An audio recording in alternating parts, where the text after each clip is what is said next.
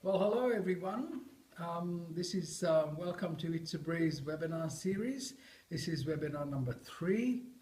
We've had some really good feedback already, which is very heartening for us because we're doing this to, obviously, with our mission, if you like, or our vision to create a community of like-minded people in terms of health, wealth, and well-being. As you know, the first two webinars were with Rachel, and we talked about mindset and mind and ego and that sort of a thing, which was very well received, as I said. And for the next 2 weeks, we're very, very honoured and very, very privileged, really, to have John Toomey with us.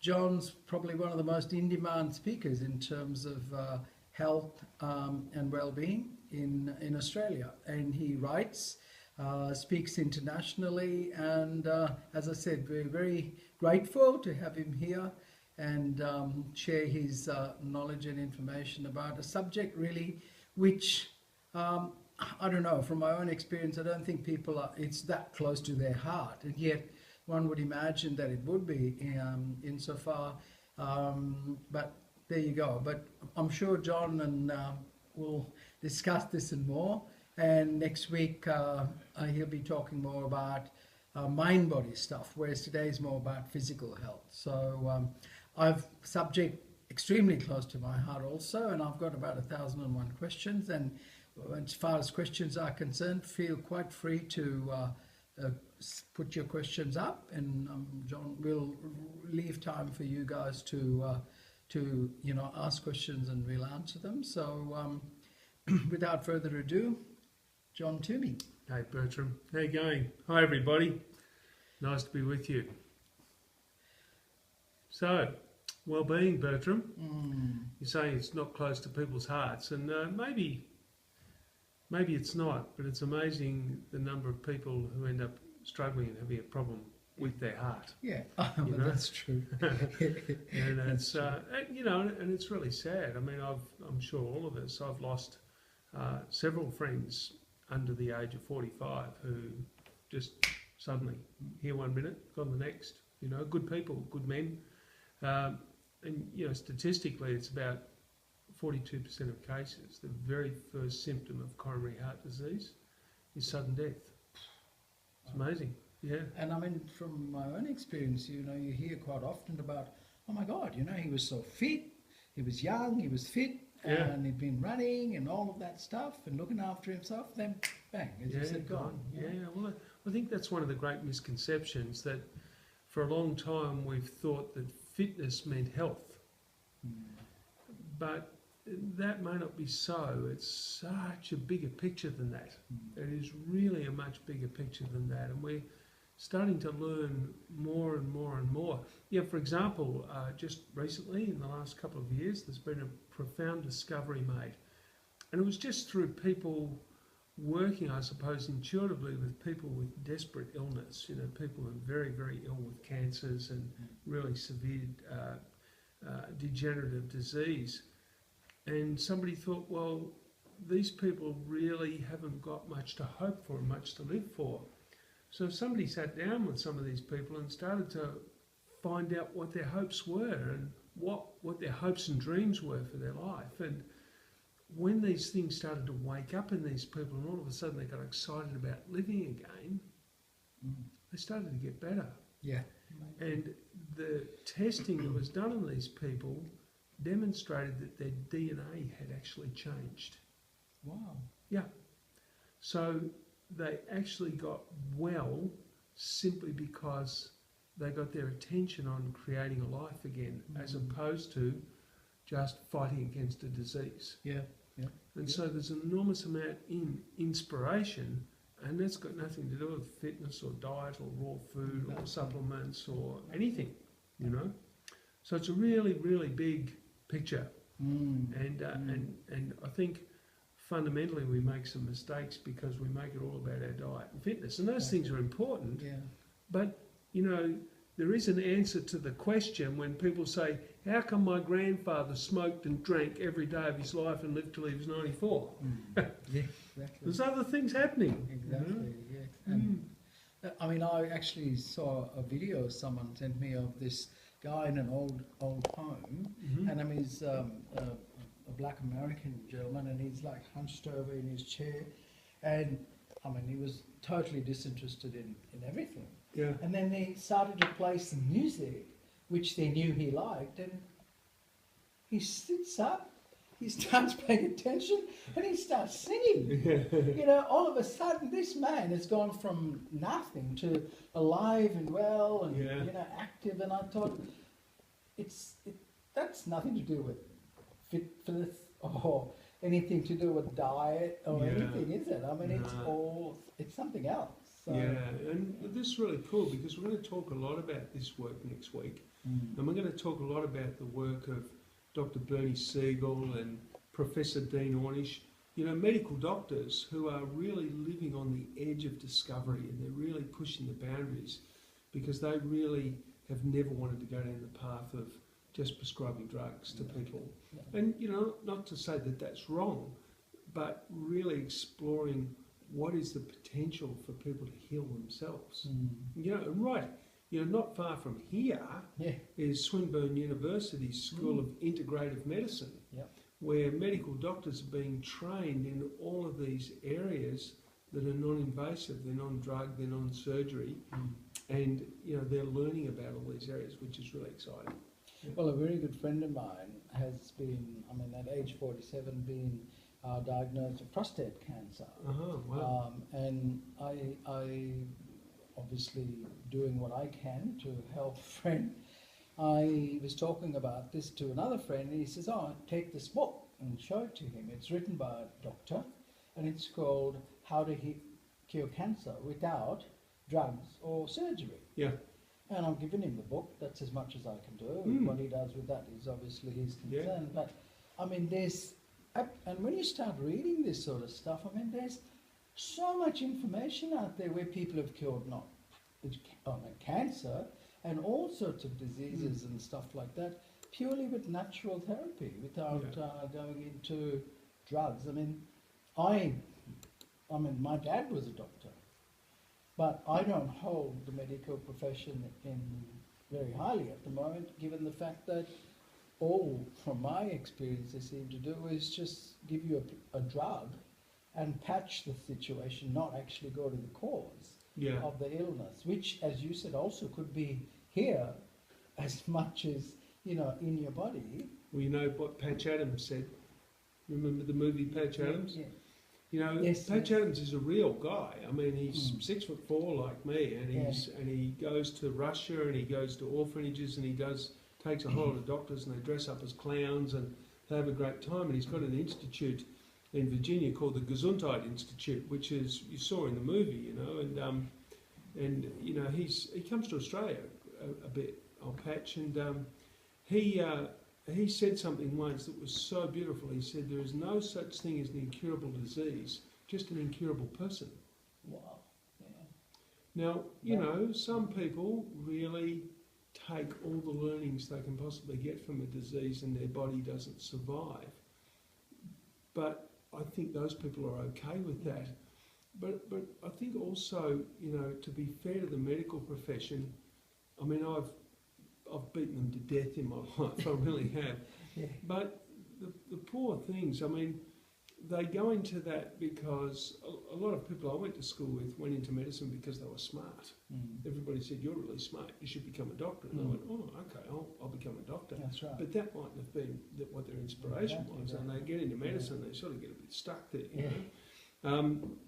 And then there's other people that go in there because they want to be doctors, but the challenge is that they are overwhelmed trying to relieve the discomfort of people who aren't taking care of themselves. And, you know, people walking into the surgery saying, they're not saying, "Doc, teach me how to be well." They're saying, "Doc, stop this pain. I feel awful. Give me some drug. Give me something," you know. So really, all the medical profession is doing is responding to what the collective population really wants, you know. It may not be what they need, but it's what they want, you know. But the really cool part about it is that you've got this percentage of the population who are interested in taking care of themselves, and so because of their demand, we're seeing all these other alternatives to medicine popping up, and we're also seeing medical doctors shift into a more internal viewpoint, you know? Sure. I mean, my doctor, I've only seen him once, but because I mean, I've seen other doctors prior to that, but when I had to go, I chose this particular doctor, and I will stay with him because he wrote a book, How to Live Till You're Over 100, and he practices integrated medicine. He's a naturopath as well. Yeah, wow. So, I mean, I had just a persistent cough and stuff like that. It just gave me some Chinese herbs. That was what it was, and it went bang like that because Just I don't like that. take any medicine at all, ever. Well, it's interesting. It's I mean, it's really cool that we come around to medicine and those sorts of things, because part of the challenge is, I was doing some research a couple of years ago into the costs of running healthcare in Australia. You know, there's this constant fear that there's not going to be enough hospital beds and there's not enough doctors in the country, and you know, all this, you know, there's all this fear about how we're going to fund medicine. And we can see, you know, the whole American government has been shut down over healthcare. That's right. You know, like, it's amazing because it's out of control. But the incredible thing is that we're spending so much money in areas that we don't really need to spend money. You know, take for example, let's pick a good one, cholesterol. The myth. Guys, if you believe that cholesterol causes heart disease, you need to go back to school. Yes. Yeah, because this whole thing, you know, it all started back in the Framingham study. The Framingham is a town in Massachusetts. And, you know, 50, 60 years ago, they started an epidemiological study looking at people's health. And somebody came up and said, wow, a lot of these people who die of heart disease have also got high cholesterol. And somebody among the research said, well, it must be the high cholesterol that leads to heart disease. And somebody grabbed hold of that. Now, a lot of those research The drug companies, perhaps. No. Cholesterol's got nothing to do with heart disease. But it became a belief. Because the drug companies knew, somebody said, well, we know how to create a drug that will inhibit the liver from producing cholesterol, so we can bring people's cholesterol down. So all of a sudden we had these cholesterol drugs, and they made their way in, and now they own the world. I mean, the biggest selling drug on the planet is a cholesterol drug, and so it's the second biggest drug. You know, I went into a pharmacy once about 6 years ago. That was the last time I was in a pharmacy. Isn't it amazing? And a friend of mine rang me at 2 o'clock in the morning. She was really unwell, and she said, can you please, I'm so sorry to this, but can you go to the pharmacy for me? I need a prescription filled. And so 2 o'clock in the morning, I drive from my place close to the city, right out to the eastern suburbs, to pick up the script, and then I had to find a pharmacy. There was a pharmacy over in Manningham Road, Templestowe.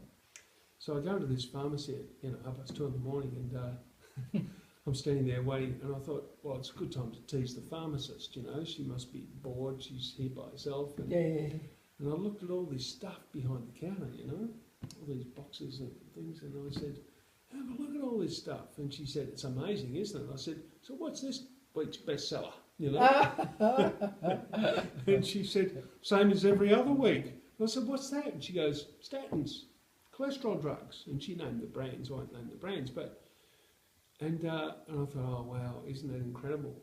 Because, you know, back in January 2008, so not long after that, Business Week magazine in the US decided to take the biggest selling cholesterol drug on the planet to task.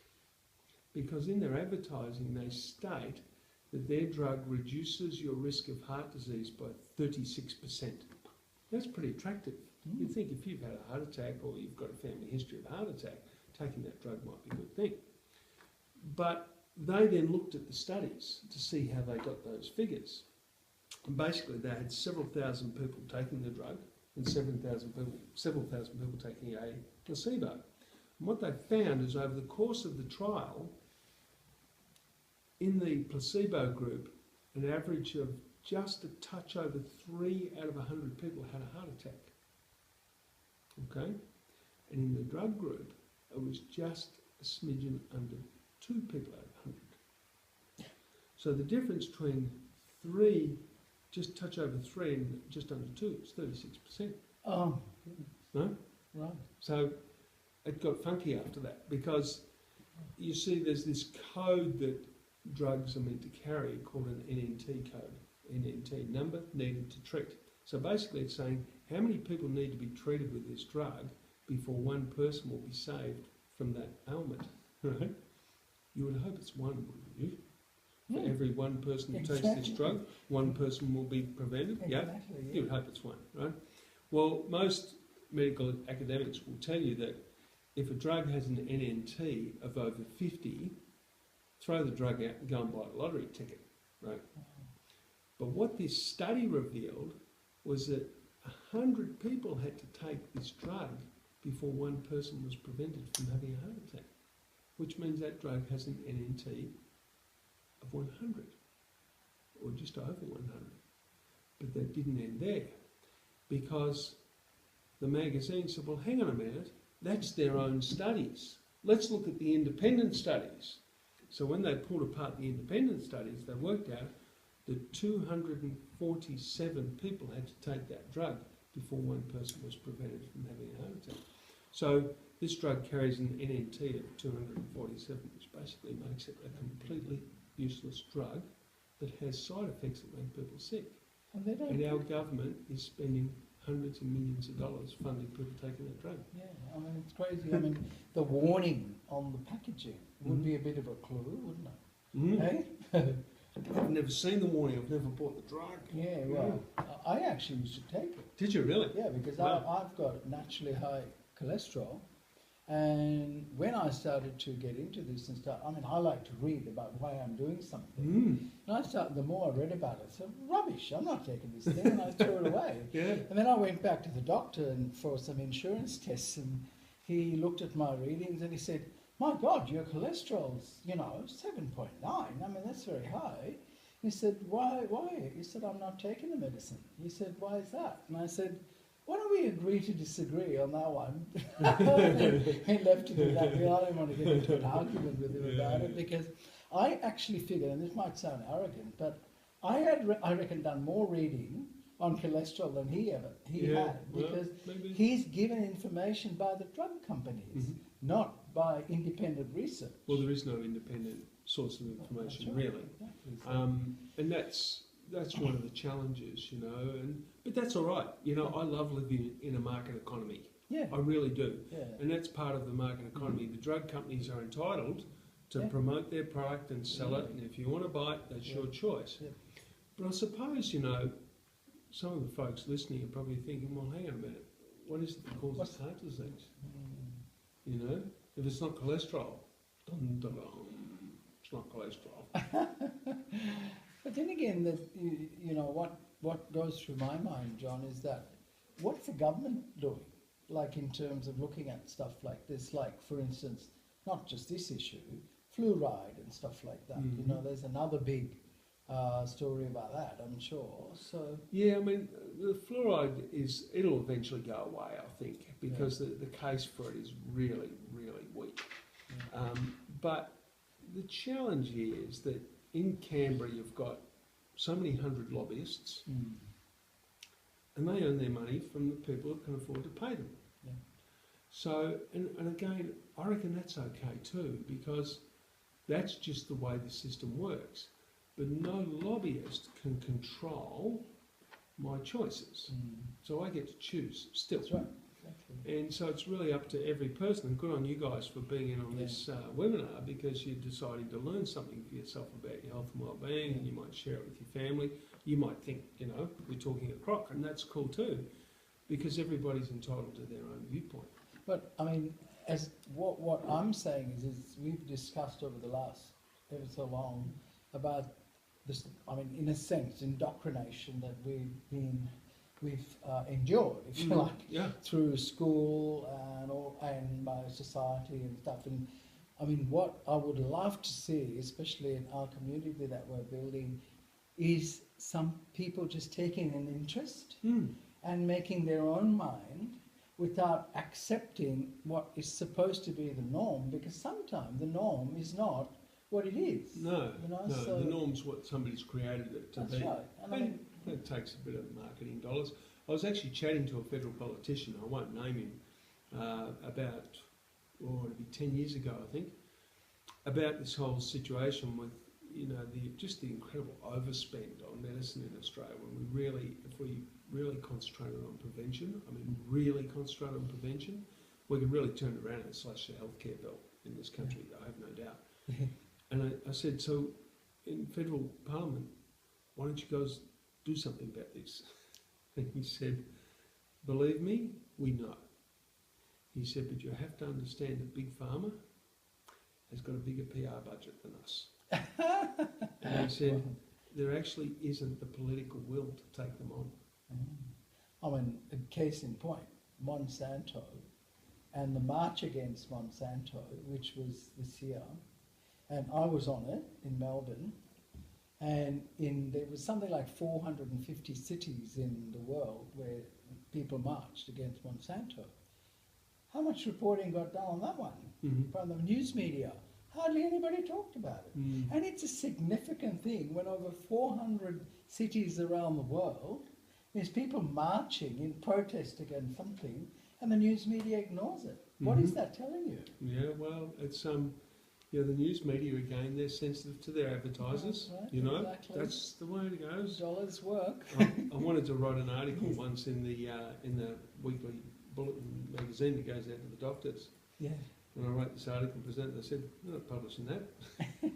Our sponsors will pull their advertising and put that in there. Yes, that's true. Oh, fair enough. That's all right.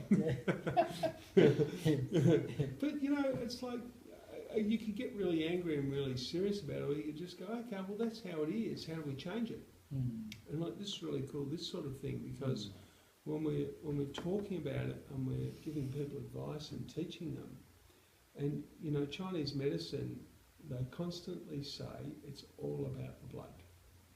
Keep the blood really healthy and the body will be okay. Which brings us to pH, right? Yeah, and pH and hydration as well, because, and also platelet clumping, I mean, all that stuff is really interesting.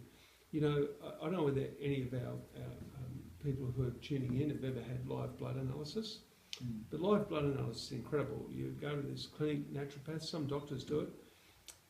You can't get it covered on Medicare, guys, so you got to pay for it. But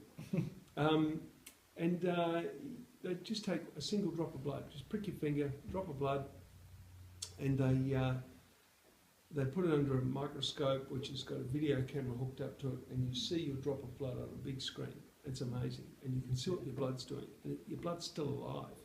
When you go and normally get a blood test, by the time the blood gets tested, it's dead. I don't know why they test dead blood, but you know. But anyway, so you can see what your blood's doing, and it's amazing. And one of the things that stands out the most is platelet clumping.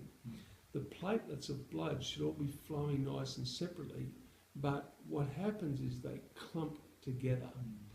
And when they clump together, it thickens the blood becomes more viscous, and all sorts of funky stuff starts happening. And one of the things is that thicker blood is abrasive to the internal walls of arteries. There's friction, okay? And so when we get that friction, it starts to damage the walls of the arteries, and because it's damaged, then the body needs to heal them, and the healing process is inflammation. So that the body inflames the area to start the healing process. And once that happens, things start to roll and things start to happen. And normally, the healing requires these little things called prostaglandins. Prostaglandins 1 and 3, they come in there and they're the ones that crank up the inflammation. And prostaglandin 2 is like the supervisor who comes and goes, okay, that's enough information, we don't need any more than that, you know. And it keeps the inflammation nice and controlled and we get a nice heal. But the problem is, most people, because of the way they eat, they've got way too much prostaglandin 1 and 3 and not enough prostaglandin 2. So the inflammation response is much bigger than it needs to be. So you get a bigger healing response. Now when the body's repairing the cell walls, the raw material, or the putty that it uses to fix it up as part of the whole healing process, is cholesterol. So this is where we get the cholesterol coming in to do the repair job. And that's all fine too, but it's what the cholesterol picks up along the way and brings with it and does the damage, and that's calcium. So it really comes back to the thick blood, which is, as you said, caused by hydration, Yeah, well, pH. pH, you know, and also the polarity of the platelets. Mm. So they're magnetic the way they crop against each other, you know, and that's a whole interesting one. So, I mean, perhaps, you know, in starting tonight in talking about physical health and the areas that we can really look at, the first one's hydration. Mm. I think that's the starting point for everybody. Yeah. Yeah. And I mean, so simple and yet so ignored. And I mean, you know, when you talk to, John came and had a chat to the guys at work, and I mean, it was like foreign information. They'd never heard about stuff like this. And, you know, they're all sort of changing the way they have water and soft drinks and stuff like that. And then the story you told about the 45-litre drum and the cloak, I mean, that blew everybody out of the water. Out of the water. And how have they all felt since they've been drinking more water? Yeah, well, that's right. I mean, we had our antioxidant scan today at work, and I organised Bruce, you know, that I met at your health breakfast. He sent Oliver over, and it was mind-blowing how low everybody's antioxidant levels were. And I mean, you might want to touch on that, but how Oliver explained it to me, he said if your antioxidant level is low, it creates free radicals in your body. The free radicals have an effect on your DNA, which creates illness and sickness and disease. Mm-hmm. And we had people actually I was quite pleased because I mean, I was the oldest one and I had the second highest score. He looks good for 92, doesn't he? It does. and apart from, one person who was 20, I think she's 28 or 29, she had a higher score than myself. The rest of them are all much younger than me, and they're pathetic. Yeah. So how many people even pause to think about antioxidants? How many people pause to think about pH? How many people talk about water, as we're just doing? And see, the attitude most of us have to our health is how do we look when we're in the mirror? And if we don't look that good, we go and buy some new clothes. Yeah. We can always look good with a new outfit, And it's, I must admit with the fashion trends, when it came to the point of no longer tucking in your t-shirt, I used to think, wow, that's going to create a problem because guys now don't have to be self-conscious about how their belly looks when they've got their t-shirt tucked in because they can wear it untucked, But it's interesting, and most people don't realise how important water is. Yeah. During the day, one of the key functions that your blood serves is to remove heat from the core of your body. And it does that by trapping heat in molecules of water. Like all your organs are working all the time, generating heat. And if you're physically active, your muscles are generating heat as well. So all this heat's got to get out of the body, otherwise you'll cook yourself. So your body traps heat in these molecules of water. And some of those molecules of water, your blood deposits them in your sweat glands, and it just evaporates through your skin. And the rest gets deposited in your lungs. And it comes out as water vapour in your air as you breathe out, which you can't see. Yeah, so it's exactly. Yeah. And so your blood's giving away all this water, and it's got to keep replenishing its water. And it does that by drawing water out of the bowel. Most people don't realise that their bowel is their body's water tank, But if there's no water in the bowel, the blood can't stop giving water away, and it does, because it's got to get rid of heat. So as the day goes on, the water level in the blood drops. So the blood volume drops and the blood starts to get thicker. So here we've got the thick blood problem again. Yeah. Most people wake up with thick blood, So then as the day goes on, what happens is because their blood's thick and their blood volume's dropped, they struggle to get enough blood flow to their brain. So when their brain's not getting enough blood, it's not getting enough oxygen. So their brain switches on a reflex which is designed to enrich oxygen supply. And that is they start yawning. That's why people yawn at 10:30 in the morning. I mean, I know straight away, as soon as I start to yawn, I don't have enough water. Yeah. And you go and have a big drink and it fixes it. Exactly. Yeah, absolutely. But most people, what do when they start yawning? Got a soft drink. Or coffee. Yeah, that's right. Or wake myself up. Or they roll out this really good justification why they've got low blood sugar and they probably do need chocolate. There's always a good reason for chocolate. Always a good reason for chocolate, you know. That's right. It's the Tim Tam principle, you know. And but the real factor is that they go off and they do that and they come back and feel better. But that was because they walked. The walking pushed their blood pressure up, so they got more blood up to their brain, and so their brain got some oxygen. You know? But then they come back and sit down and the symptoms are back. But this time the brain goes for Plan B. Sorry? Plan B. Okay. Plan B's got two things. Number one, it's to get the body horizontal so that blood will flow more easily to the brain, and to slow down metabolic rate to reduce heat production. So Plan B is people start dozing off. We've all seen people in meetings, you know, they do it. They put the writing paper there, they can hold the pen in the hand, they do this. And everything's cool till they go. You know? That's right. Because they're dozing off during the do day. that in Parliament a lot. It's like I wrote an article today that says, do you crash more often than your computer? You know? And, you know, it's just because they're dehydrated. And every person should be drinking, on a normal day, a litre of water for every 25 kilograms of body weight every day. So for me, I'm a little over 100 kilos. That's 4 litres of water. Now, because I run in the morning, that's 5-6 litres of water a day, you know. And if you have a coffee? Yeah, I only have 2 coffees a day, and I have good coffees, and I always have a glass of water with the coffee. Yeah. That's right. And good restaurants know when somebody's having coffee, they provide water as well. Yes, that's true. So, and you know you're dehydrated as well if you're starting to really struggle and go flat at the end of the day, or if you're starting to crave rich food, okay, or if your urine's yellow, because when you're dehydrated, your body hangs on to your urine a lot longer. So when you pass it, it's concentrated, it's yellow. Your urine should be watercoloured. Yeah. And you'll know what colour your urine is after you've had a big night on the drink. Yes. And it's yellow when you wake up. You should be drinking, try to drink a quarter of your daily water intake as soon as you get out of bed, before you do anything. Well, I actually, I don't know, for a long time now, I've been drinking a big glass of water in the morning, and if I don't have lemon, I squeeze a lemon, then I use apple cider vinegar, just a teaspoon of organic, obviously, apple cider vinegar, and that again comes to the pH as well. Yeah, absolutely. Well, the apple cider vinegar really helps strengthen your stomach acid so you digest your food better. And the lemon juice in the water in the morning stimulates the release of an enzyme called secretin. And secretin stimulates your pancreas to release bicarbonates into your blood. And the bicarbonates alkalise your body. Wow.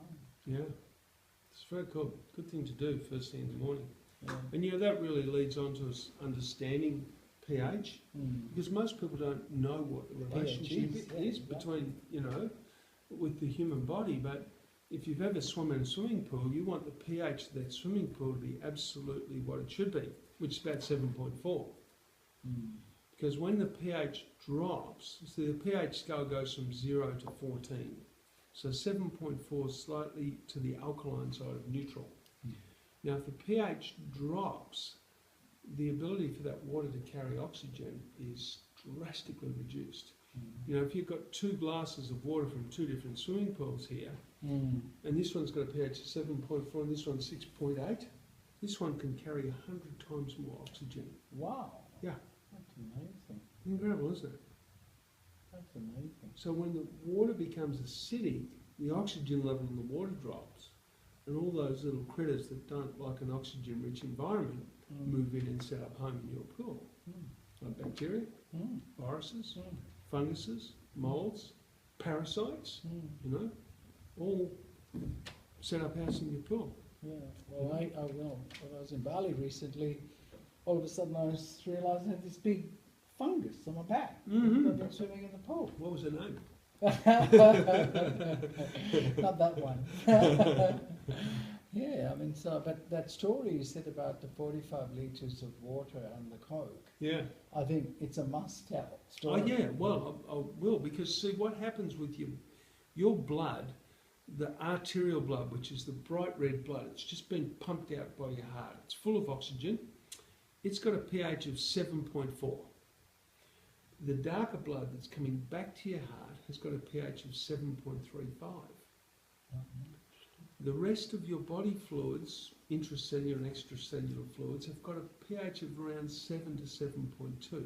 That's a healthy body. Do you know cancer cells cannot survive at a pH above 5.5?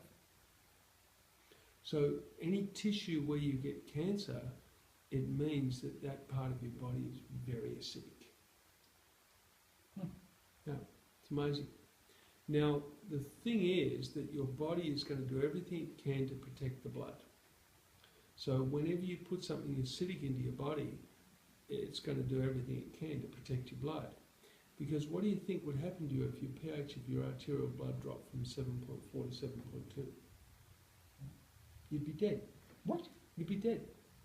Yeah. Just that? Just that. Just that. Fine. Because you see, that's a logarithmic scale. The difference in oxygen carrying capacity between a pH of 7.4 and a pH of 7.35 is a 65% drop. Okay. Okay? Yeah. So by the time you get to 7.2, your blood cannot carry enough oxygen to keep you alive. So your whole body is geared to keeping your blood pH at 7.4. Yeah. But down in the cells, down in the tissue, you can become very acidic. Now, people say to me, well, how do I make myself acidic? Well, certainly what I put in my mouth can make me acidic, or it can help make me alkaline. But also we're going to talk next week about the mind-body stuff. Negative stress, resentment, hatred, worry, anxiety, all make you very acidic. But the interesting thing is what sort of puzzled me, if you like, or is that when we talk about acid, we talk about putting lemon into your water or apple cider vinegar, they're both acid, and yet they alkaline your body. Alkalise your body. So like if you eat a mandarin, you're actually alkalining your body. Well, the most alkalising food that you can eat outside of seaweed, because seaweed is profoundly alkalising, but the most alkalising food that the average person would eat is an orange. Because the pulp is all phosphates. You see, when you do something to make your body a bit acidic, your pancreas fires up and starts pumping bicarbonates into the blood. But if your pancreas can't keep up, and by the way, if you're dehydrated, the pancreas can't do that. Wow. Okay, so it's a double whammy. You know? Yeah. The next thing that your blood will do is draw calcium phosphate out of your bones. And it draws the calcium phosphate out, and it uses the phosphate to neutralise acids and dumps the calcium.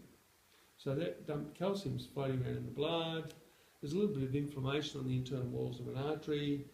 The body calls forth some cholesterol from the liver. The cholesterol is flowing through the blood, and one of the things cholesterol does is it cleans up. So it finds all this calcium floating around in the blood, so it picks it up on the way. And it goes to the artery, into the artery wall, and the cholesterol gets deposited in with the calcium. Calcium shouldn't be there. The plaque that builds up in arteries is actually about 90% calcium. And it's calcium that's been extracted from the bones because somebody's too acidic. Yeah, incredible. So I was telling Bertram and the crew, you know, and he's mentioned it a couple of times, he's pretty keen on me to explore this and share it with you, but it was a study done 40 years ago where some researchers got a 45-litre drum. Now, the reason they chose 45 litres, because back in the early 70s, in medical science, it was considered that the average person weighed about 63 kilos. It's probably shifted a kilo. I reckon it has. By about 10. 10 what? Bushels, yeah. And anyway, so your body's about 70% water, so 70% of 63 is 45. So they got 45 litres of water. And they set the pH of that water to 7.4 and got it nice and stable. Then they got a 250ml glass. Now that glass there would be 350ml, I reckon. So maybe 300. So it wasn't even a glass that size, and they filled it up with everybody's favourite fizzy, sweet, black liquid. And they poured it into the drum and gave it a stir and let it settle and remeasured the pH. And the pH had dropped from 7.4 to 4.6. I mean, 250 mils in 45 litres, right? So, It's 1/180th. so when we take a glass of that ourselves, what are we doing? Well, the really cool part is the body's got some defence mechanisms, but if you do it for long enough, it's like smoking. You know, and I've always say to people, I've got 3 kids, they're all in their early 20s now, but I always say that when they were growing up, I would have, when they were teenagers, I would have much rather catch them smoking a cigarette than drinking that stuff. Wow. I think that so much of the disease in the Western world right now is caused by a lack of water and overconsumption of soft drink, or pop, as the Americans call it, soda. You know, I mean, I don't know about you, Bertram. I'm 53, and when I was a kid, I lived for a period in the mid-60s. I lived on a dairy farm outside Toowoomba in Queensland, and we used to go into town on Sundays to go to church and go and visit my grandparents and that sort of thing. And then occasionally, on a Sunday afternoon, driving home to the farm, my mum would let my dad drop into the pub and have a beer. And us kids would go in there, and we would get given a 5-ounce glass of soft drink, and that was our soft drink allotment. Once every 3 or 4 weeks, 5-ounce glass of soft drink. Yeah. Now, it's like, wow. Well, actually, my kids never had soft drink. Wow. I was really keen on not, except of course when they went out of home. Yeah. Mm-hmm. And I remember, you know, them coming back from birthday parties, which they'd gone and had lots of high fructose corn syrup, which is a huge part of every soft drink there is, and that's a whole other story, isn't it? High fructose corn syrup. Yeah, and it's really cool that you've brought that up, because this whole acidity thing, you know, is, you know, basically if you want to find out which foods are acidic and which foods or acid forming, which ones are alkalising, predominantly the foods that are alkalising or low acid forming are all the naturally occurring foods. The ones that do the most acid producing are the heavily processed foods, and sugar and artificial sweetness are some of the worst, soft drinks, that sort of stuff, you know. And, you know, and things like beef and that sort of stuff, we're not really designed to eat as much of that stuff as we normally eat. But it really brings us around to the next point about, you know, you talk about high fructose corn syrup. It's almost like the world has now freaked out about fructose. It's totally freaked out. It's gone the other way. And because one of the things is, see, a cancer cell is, it's really interesting. Cancer cells feed off sugar, and they love fructose, right? So when you're pumping heaps of high fructose corn syrup into your system, and if you've got some cancer cells, it's, you know, your body's going to lap it up, and those cancer cells are really going to feed on it. But the interesting thing is that I don't believe all fructose is problematic, because a lot of fructose is very naturally occurring, and it comes in a supported compound when it's in a fruit, you know. So, but when you're drinking soft drink, you're getting very concentrated fructose. But also these so-called fruit places, you know, where you go and get a fruit juice. Now, from my understanding, and correct me if I'm wrong, pumping yourself up with like about 4 oranges in juice in one shot is a little bit not so good for the body. Well, yeah, I mean, I believe with fruit predominantly. Better off eating one orange. Eat an orange, you know. And when I juice things, I used to have a juicer, but now I blend them, so I still get the whole orange. Oh, yeah. Okay, and I reckon that's pretty cool to do it that way. But you know, I think that sometimes we can be a little obsessive and we overdo things, you know. It's like when we get into, we need more juice, you know, then all of a sudden people start living on juice and they're carrot juicing like crazy and their skin starts turning orange, you know, and they go, you eat too much beetroot, you know. But it's, we can go a little over the top, you know, and it's got to the point now where there's some people walking around dead frightened of any form of carbohydrate. Oh, yeah. But the problem is when you exercise, that's your body's fuel source. Your body uses carbohydrate and it needs it, you know. But certainly the more complex the carbohydrate from very whole foods and that sort of thing. Not sugar. Not sugar. And, you know, and like a little bit of raw honey's okay, and but those sorts of things. But, you know, anything that's heavily processed or that sort of stuff. See, sugar's a really interesting one because one of the things that leads people to diabetes or problems with sugar is a lack of chromium in their body. Lack of? Chromium. Okay. The mineral chromium.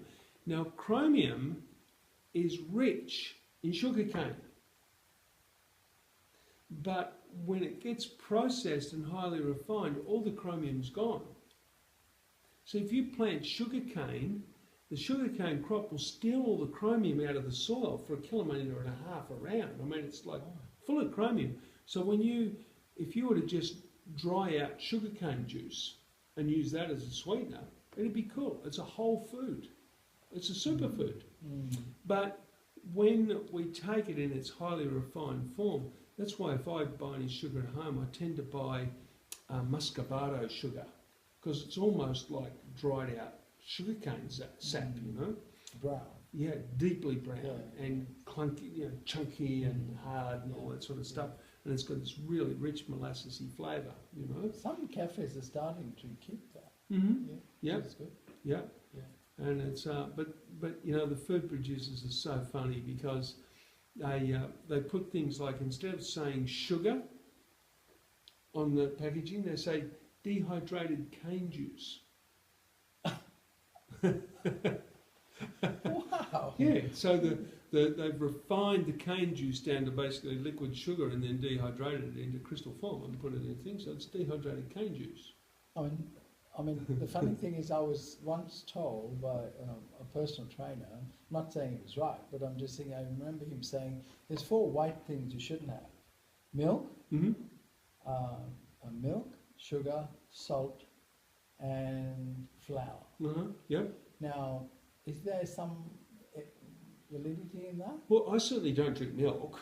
Yeah. I mean, I can't quite figure that one out. Never have been able to. I remember as a kid drinking the milk at school. They made us drink milk, and I thought it tasted awful. I thought, why do I have to drink this stuff? I don't want to drink it, you know. And I haven't drunk it for, I don't know, 35 years, I don't think, you know. But we certainly don't need it because cow's milk is acid forming in the body, so it makes people acidic.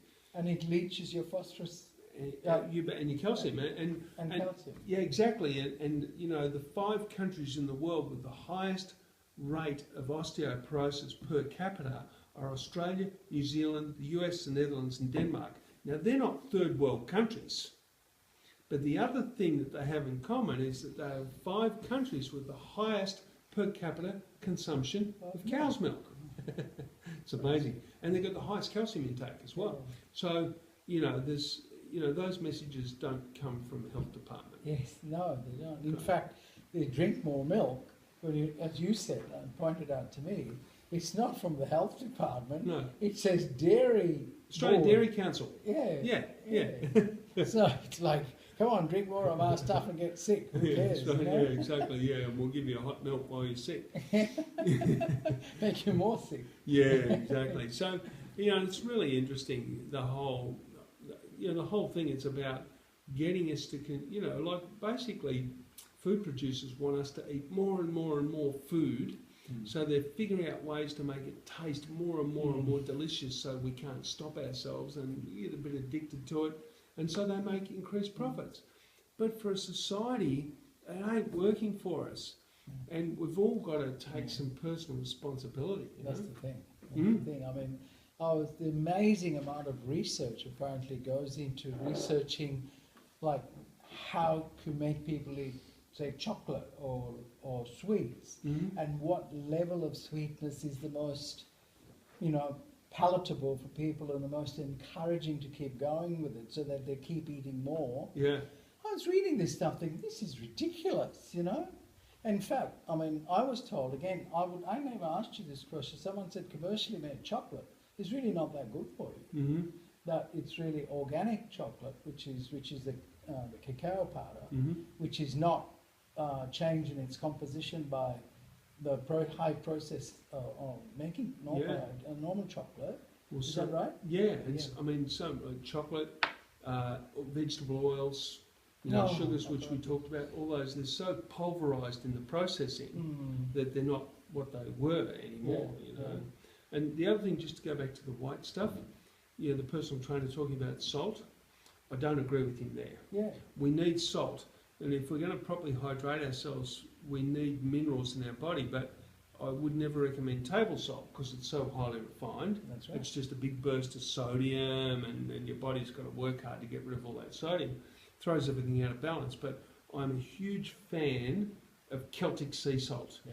It's hand harvested, basically evaporated seawater from the north of France, and you can't put it in a salt shaker because it's too damp. But it has in it almost identical mineral and trace mineral profile to the human body. Yeah. So when you put it into your body, nothing goes out of balance, and it nurtures you and it alkalizes you. So it's a pretty cool thing to do. That's amazing. Yeah, and you know, sports drinks, no need.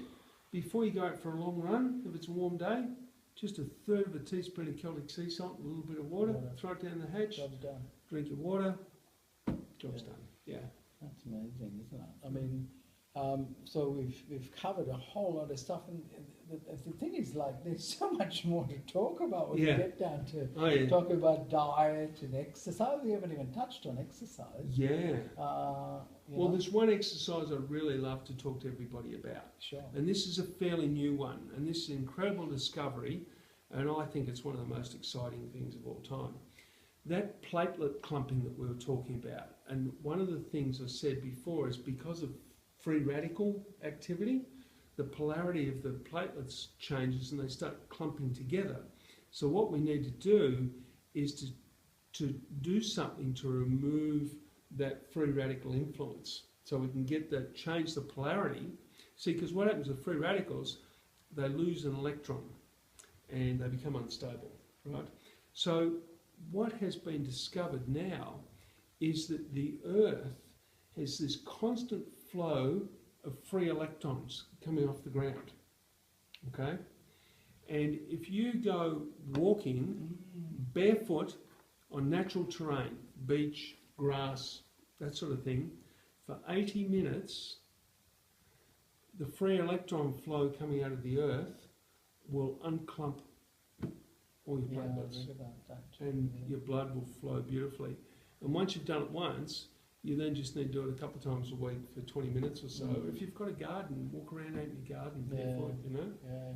Actually, I mean, that's why when I go to Bali, which I do a lot, I just keep walking on the beach Yeah, and barefoot, Yeah. not with shoes on, like most people are walking on the beach with shoes on. I'm Yeah. thinking, why are you doing this? yeah. We're barefoot, and it's so much better for you. Well, yeah, because they the might water's they might get sand under their toe. oh, well, there you go, and also the seawater is so good for you Mm-hmm. to be absorbed into your body, isn't Yeah, it? absolutely. So- Well, and the other thing, you know, I've just drawn a link then, right now.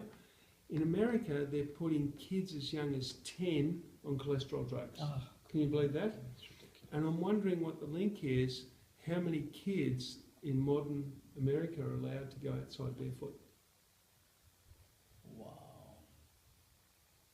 Well, then talking about kids and all this stuff about ADD and ADHD, that's maybe we can touch on that next week. perhaps, Yeah. Yeah, we can. Because I mean that's more about the holistic Mm. mind-body stuff also. Absolutely. But just quickly, I mean we're fast running out of time. We haven't left too much time for questions, but perhaps we'll just keep going with a couple of things I just want to touch on, which I felt was really important.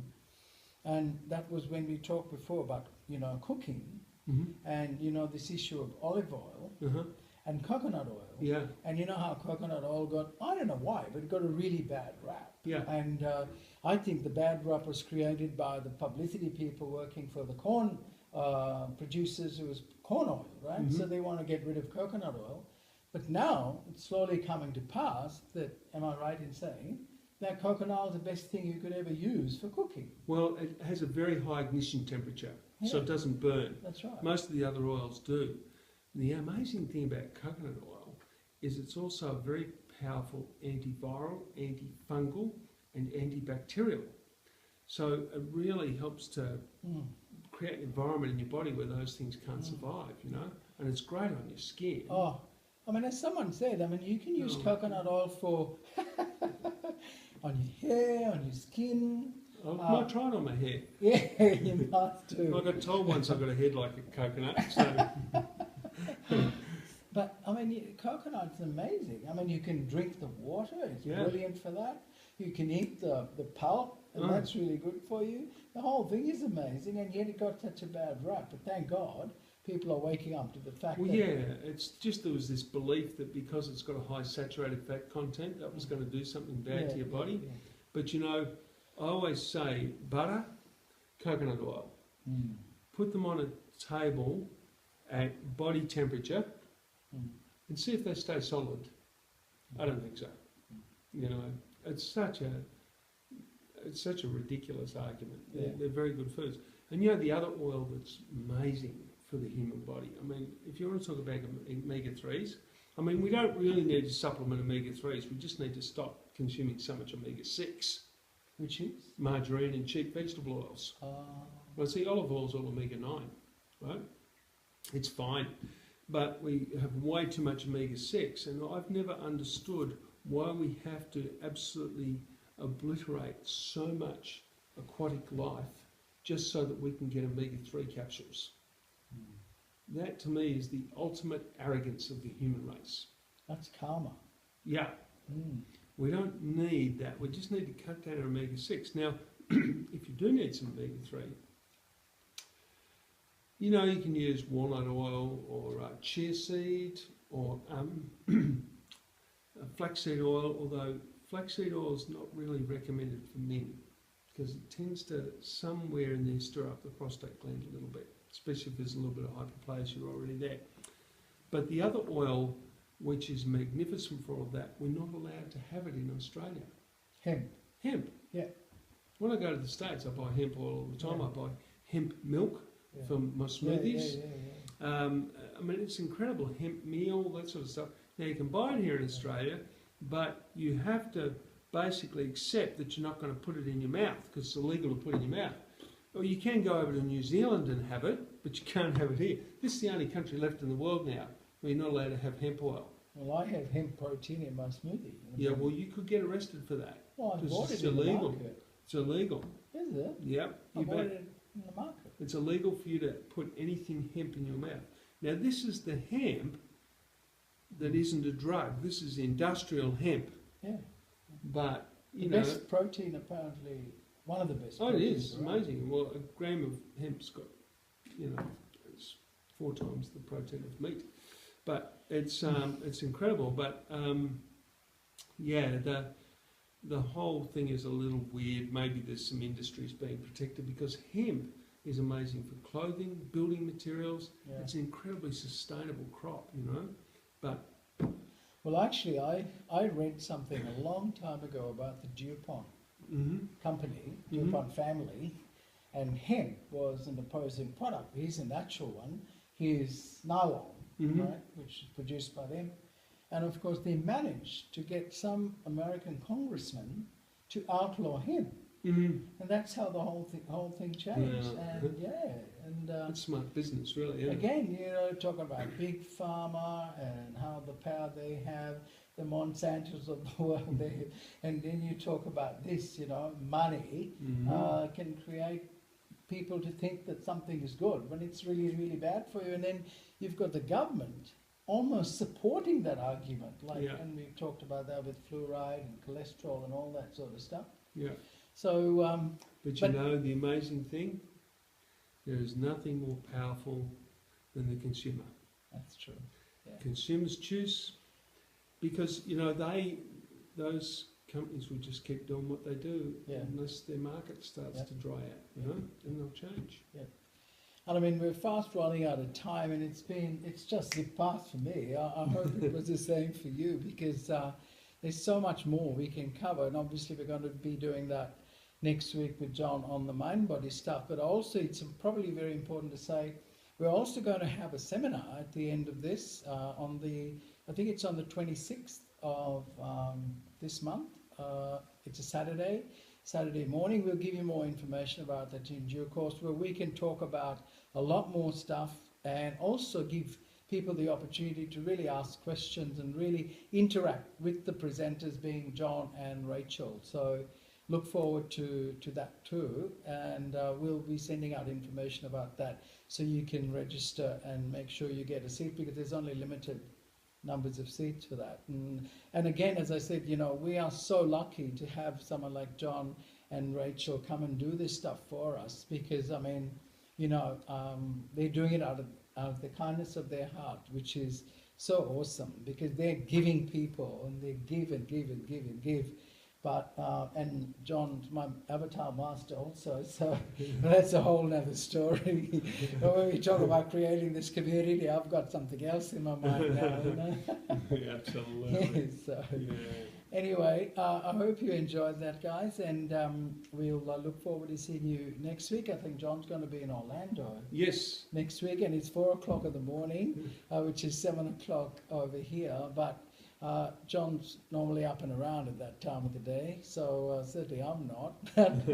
So we'll be a slightly different format. He won't be sitting next to me. He'll be on his own webcam, but we'll still be able to get the stuff to you and make it as interesting as we possibly can. So thank you once again, John. Thanks, Bertram. Absolute pleasure. Thanks, having you everybody. around. Okay. Take care. See you later.